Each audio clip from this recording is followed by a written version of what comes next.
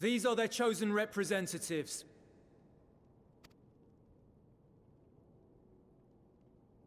Very well. Let us hear what they have to say. Yes, sir!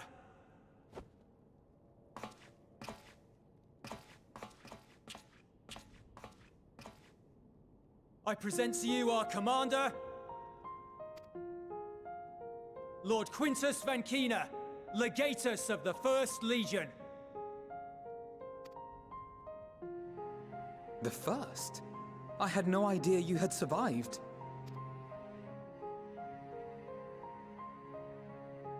We lost our Emperor, our city, more than half our troops. For my wounds, I may never take the field again. But we survived, aye.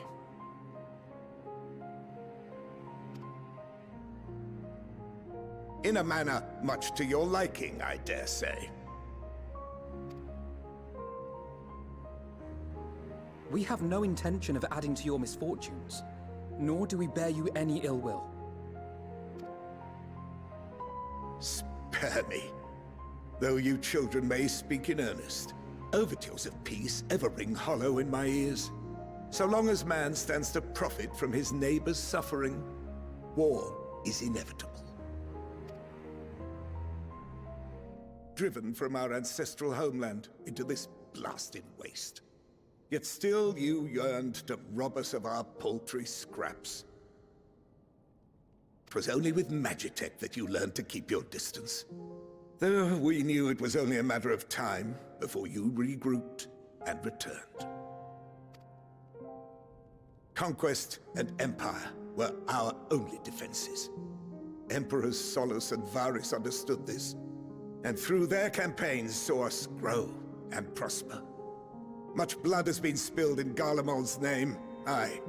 But if it is a choice between yours and mine, then it is hardly a choice at all. I do not deny that a great many conflicts throughout history were driven by the desire or necessity to gain by another's loss. That is not why we are here. Nor have we come to petition your aid in the war with the Telophoroi, grave though that threat may be. Our purpose is simply this. We wish to help you. Let us help you. If there is aught that can be done to ease your plight, we would be glad to do it. Perhaps you would.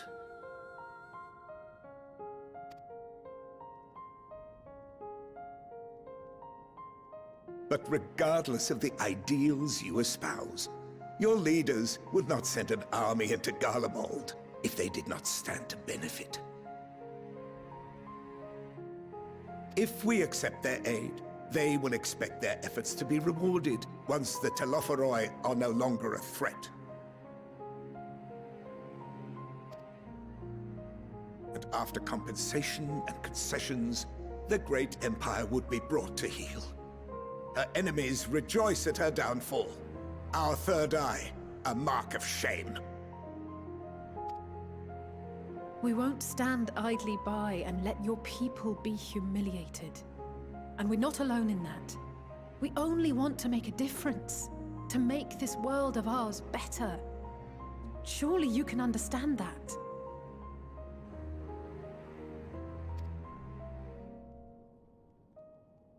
What I'm trying to say is, there are so many people who just don't care about making you suffer. And maybe that's almost insulting after all the suffering you feel the world has subjected your people to, but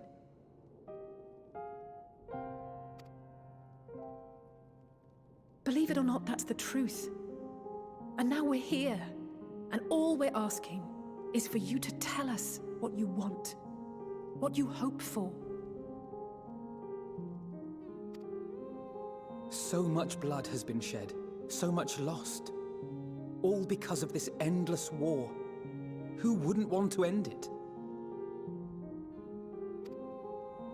Can we not work together to face our problems as one?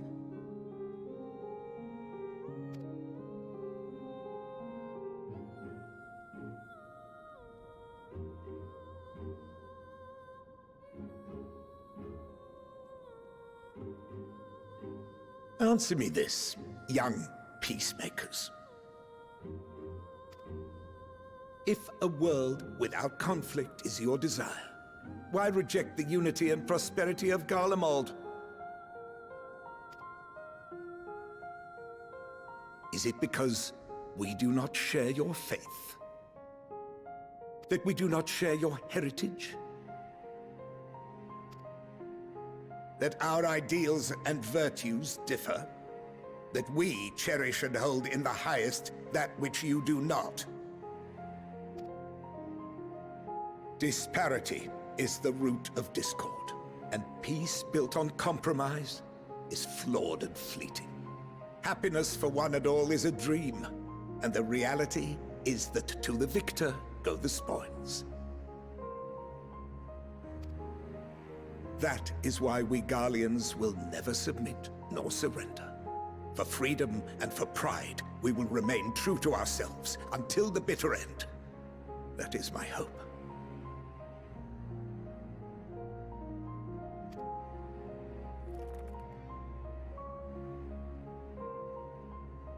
It seems there is nothing more to say on the matter.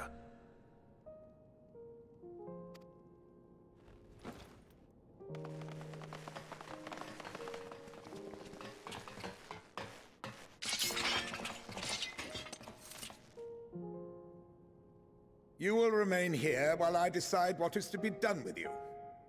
Do not be alarmed. No harm will come to you if you cooperate.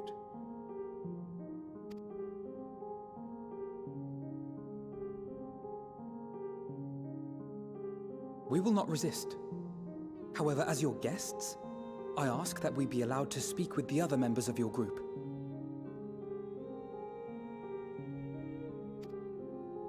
As you wish.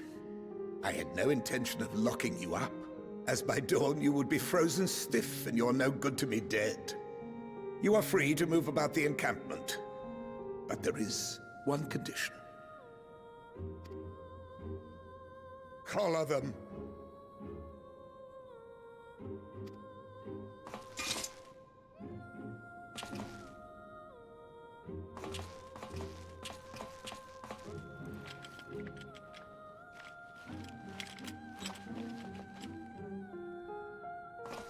What are these?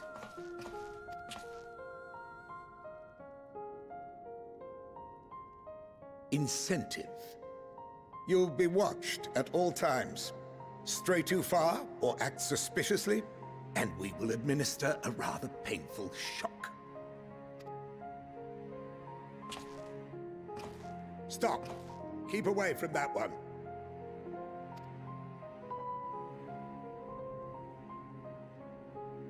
The champion of Eorzea is not so easily cowed.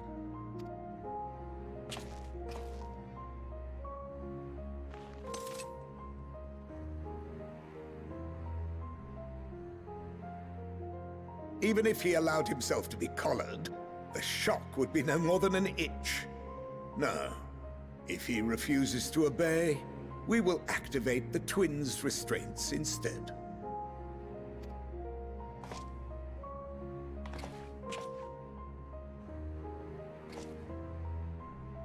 You needn't worry about us.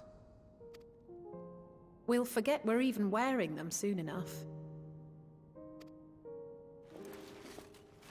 Even now, you still... Why go to such lengths? What is it all for?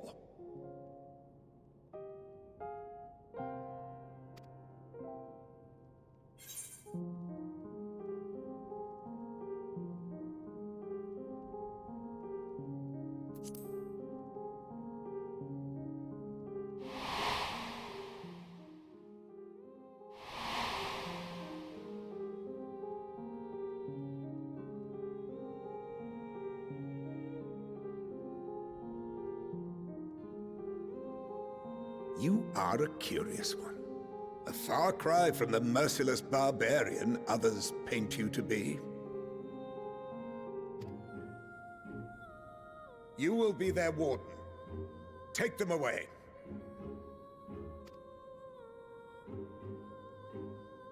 Yes, sir.